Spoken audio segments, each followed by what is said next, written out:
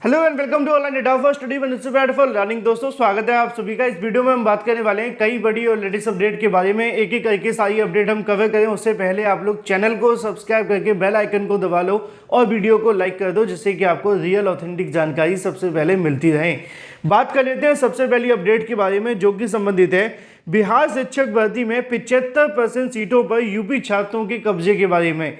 जिनको नहीं पता उनको मैंने कल भी बताया था कि बिहार के अंदर निकाली गई 1,70,000 पदों पर शिक्षक भर्ती में यूपी के जो अभ्यर्थी हैं उनको भी आवेदन करने का मौका मिला था। बीएड और बीटीसी अभ्यर्थियों का बीएड छात्रों के साथ दुर्भाग्य देखने के लिए मिला कि उनको परीक्षा में बैठने के बावजूद उनका रिजल्ट नहीं आया, क्योंकि सुप्रीम कोर्ट का आदेश आ गया। अब उसके बाद में बचते हैं सिर्फ और सिर्फ बीटीसी करने वाले अभ्यर्थी।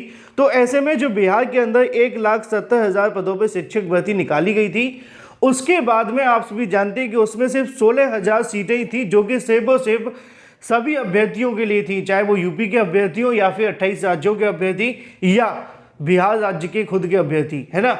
तो ये 16,000 सीटों पर ही कहीं ना कहीं यहाँ पे धमाका होना था और इन्हीं पे सबसे ज़्यादा कंपटीशन था। तो कई कई जिले तो ऐसे हैं जहाँ पे 70% सीटों पर सिर्फ और सिर्फ यूपी के अभ्यर्थियों ने कब्जा किया है।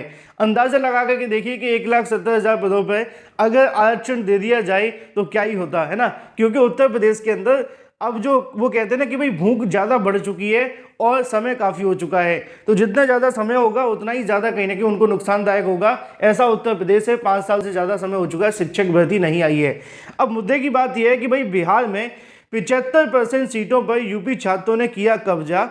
तो सीएम योगी ने कह दी बड़ी बात। क्या कही वो आप सभी यहां से देख सकते हैं, क्योंकि कल की तारीख में जब मैंने आप सभी को कहा कि भाई अगर आप उत्तर प्रदेश के भरोसे ही बैठे रहेंगे कि शिक्षक भर्ती आएगी चाहे 5 साल क्यों ना हो जाए, तो इससे आपको 2 नुकसान होंगे। पहला ये कि आप डिमोटिवेट हो जाएंगे, दूसरा ये कि ओवर एज भी हो सकते हैं। तो उत्तर प्रदेश तो छोड़ो कि बाहर की राज्य की वैकेंसी में भी आवेदन नहीं कर पाएंगे। तो ऐसे में जहां भी मौका मिले आपको मौके को फायदा उठा लेना चाहिए। बाद में जब यूपी में वैकेंसी आए तो आवेदन करिए, कौन रोकेगा, है ना। मुद्दे की बात यह है, कल के न्यूज़पेपर में एक जानकारी आप सभी को देखने के लिए मिली थी कि जिले के 1 से 5 तक के स्कूलों में 70% जो शिक्षक हैं वो स्कूल के यूपी के मिले हैं। लेकिन इसके तुरंत बाद उम्मीद थी कि भाई सरकार के ऊपर कोई थोड़ी बहुत शर्म आएगी, सरकार भी ये सोचेगी कि चलो हमारे प्रदेश के अभ्यर्थी एक दूसरे राज्य के अंदर जाएं जहां पे किसी और की सरकार है, तो राजनीतिक मुद्दा समझ के सरकार की आंखों में शर्म आ जाए तो वो भर्ती निकाल दे। लेकिन आज की तारीख में सीएम योगी क्या कहते हैं वो आप सभी को यहाँ पे देखने के लिए मिलेगा।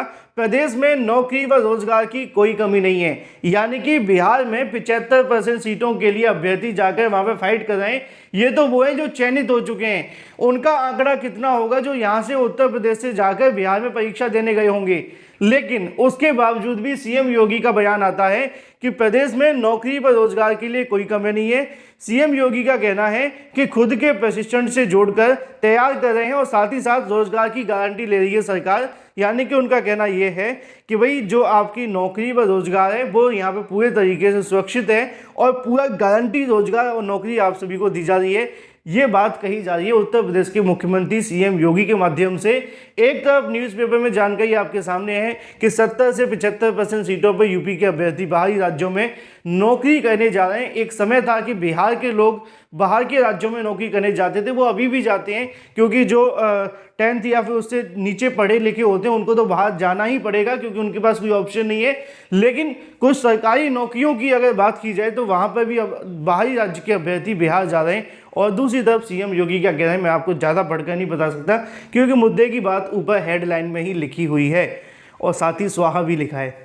क्योंकि इसके आगे सीएम योगी के माध्यम से कहा गया कि डबल इंजन की सरकार के माध्यम से लगातार छात्रों को रोजगार स्वरोजगार से जोड़ने का काम किया जा रहा है और प्रदेश में किसी प्रकार की हिंसा, किसी प्रकार का दंगा छोड़कर लोगों को रोजगार और नौकरी दी जा रही है। चलिए बात कर लेते हैं अपनी अगली अपडेट के बारे में, जो कि संबंधित है उत्तर प्रदेश में 10,322 एलटी ग्रेड, इसके अलावा प्रवक्ता शिक्षक भर्ती के विज्ञापन के बारे में।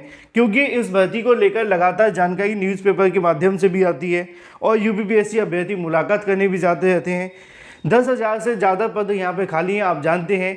इसका विज्ञापन यूपीपीएससी से निकाला जाना है। इसी को लेकर जानकारी आपको यहाँ से देखने के लिए मिलती है।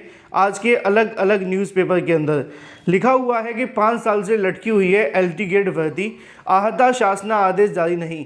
यानी कि हाल ही में आप सभी को एक नोटिफिकेशन के बारे में मैंने आपको जानकारी दी थी कि शासन के माध्यम से काउंटर नोटिस जारी करना है और उसके आने के बाद में इसका विज्ञापन आपके सामने होगा।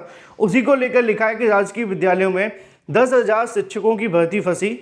प्रदेश के 2,332 राजकीय विद्यालयों में प्रवक्ता सहायक अध्यापक की भर्ती के लिए शैक्षिक आहता का मामला सुलझ नहीं सका है। शैक्षिक आहता तय करने के लिए गठित 5 सदस्यीय कमेटी ने विषयवार पदों के लिए चयन की मई में निर्धारित शैक्षिक और समकक्ष आहता अपनी रिपोर्ट शासन को भेज दी थी, लेकिन 5 महीने बाद भी रिपोर्ट की मंजूरी नहीं मिल सकी। जबकि उत्तर प्रदेश लोक सेवा आयोग आहता निर्धारित न होने के कारण विज्ञापन जारी नहीं कर पाया। इसके चलते राजकीय विद्यालयों में शिक्षकों के 10,322 पदों पर होने वाली भर्ती है वो फंसी हुई है, जिसमें अगर बात की जाए तो प्रवक्ता के 3,957 पद खाली हैं और सहायक अध्यापक यानी कि एलटी ग्रेड के 6,365 पद खाली हैं। कुल मिलाकर 10,322 पद हैं, जिसमें एलटी ग्रेड इसके अलावा जीआईसी प्रवक्ता के पदों वैकेंसी आनी है। इसके लिए लिखा हुआ है कि इससे पहले राजकीय विद्यालयों में 10,768 पदों पर एलटी ग्रेड शिक्षक भर्ती का विज्ञापन 15 मार्च 2018 को आया था। उसमें 2,500 से अधिक पद खाली रह गए थे और प्रतीक्षा सूची के अभ्यर्थियों को चयन की प्रक्रिया अभी तक चल रही है।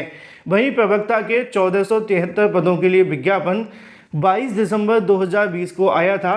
एलटी भर्ती में हिंदी समेत कुछ विषयों की आहता को लेकर विवाद होने पर अभ्यर्थियों ने हाईकोर्ट का दरवाजा खटखटाया था। यही कारण है कि आयोग इस बार विज्ञापन जारी करने से पहले माध्यमिक शिक्षा विभाग के अफसरों से समकक्षता को स्पष्ट करने को कहा है ताकि कोई विवाद ना हो। हाल ही में इसको लेकर अभ्यर्थियों ने मुलाकात भी की थी उत्तर प्रदेश लोक सेवा आयोग पर, जिसमें ये बात पूछी गई थी कि भर्ती को लेकर क्या स्टेटस है। तो उन्होंने कहा था कि सारी चीज़ें तय हो चुकी हैं, अगर इसको लेकर शासन यहाँ से मंजूरी दे दे और आदेश जारी कर दे तो उसके बाद इसका विज्ञापन जारी हो जाएगा। तो अभी भी समय ज़्यादा निकला नहीं है। अगर शासन इस महीने भी आदेश दे देगा तो अगले महीने बहुत ज़्यादा उम्मीद है एलटी गेट को लेकर। इसी के साथ अगर बात कर ली जाए अपनी अगली अपडेट के बारे में, यूपीपीएससी के माध्यम से विज्ञापन जारी होने का सिलसिला शुरू हो चुका है। तो इसी के साथ ओटीआर का जो सर्वर है वो धीमा हो गया है, क्योंकि पहले अभ्यर्थी ओटीआर कराते नहीं हैं और जब भर्ती आती है तो पता चलता है कि आप बिना ओटीआर के आवेदन कर नहीं सकते। इसी को लेकर आरओ वैकेंसी का विज्ञापन जारी हुआ है। अब अभ्यर्थी आरओ के लिए आवेदन करने जा रहे हैं तो उसी समय पर उनको ओटीआर भी करना पड़ रहा है। इससे डबल ट्रैफिक हो जाने की वजह से सर्वर धड़ाम गिर गया है।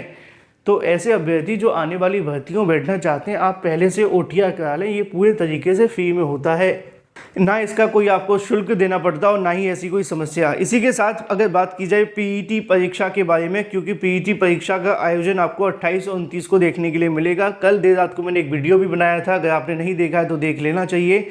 लगभग 38 परीक्षा केंद्रों को बदल दिया गया है, यानी कि 38 से ज़्यादा परीक्षा केंद्रों में बदलाव कर दिया गया है। अधिक जानकारी के लिए आप लोग ऑफिशियल वेबसाइट या वीडियो को देख सकते हैं। बात कर लेते हैं अपनी अगली अपडेट के बारे में, जो कि संबंधित है बीपीएससी टीचर रिक्रूटमेंट एग्जामिनेशन के बारे में। नवनियुक्त शिक्षकों की जो काउंसलिंग है वो अब 30 अक्टूबर तक चलेगी। इसकी जानकारी पटना जिला के शिक्षा अधिकारी के माध्यम से दी गई है। शिक्षा विभाग ने 18 से 24 तक की काउंसलिंग कराने की तिथि दी थी, लेकिन पटना जिले की काउंसलिंग पटना हाई स्कूल में चल रही है। और पटना जिले की बात करें तो रविवार को 1400 से अधिक नवनियुक्त जो शिक्षक हैं वो काउंसलिंग पूरी करा ली गई है। Thank you for watching this video.